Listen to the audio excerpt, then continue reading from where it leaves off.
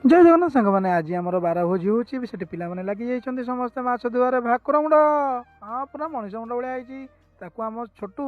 बर्तमान मुंड माछ सब साइज कर गणिकी थुओ ना बेलाइन हो कहाड़े जीव कहाड़े जीवनी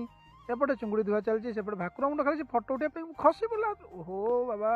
भल कि धुओ लोक खाइबे प्राय 200-250 लोक आमर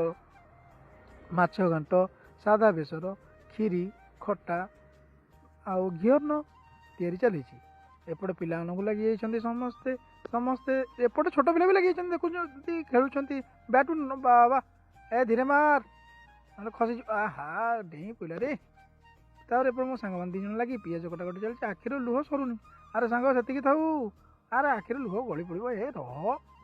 पियाज को रेस्ट दौना सेपटे भाई ना अपेक्षा कला पियाज आण एपटे रोषिया स्टाफ आसिक बर्तमान कि मो नाना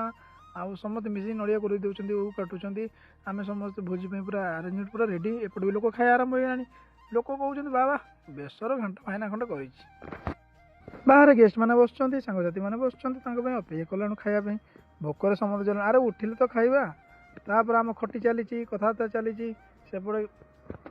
टप हम सब मजा मजी कर धुआ धुई करदे आम कम सारू तापर मुना रेडी तो खटी भितर मैंने किए कौन खाई कि कौन न खाई तार भर स्टोरी सरला तापर आम जीजा घर को जी बाहरी गलु जय जगन्नाथ जय जगन्नाथ जय जगन्नाथ शीत दिन भोजन तार भर भी आमर संपर्कटा बहुत बड़।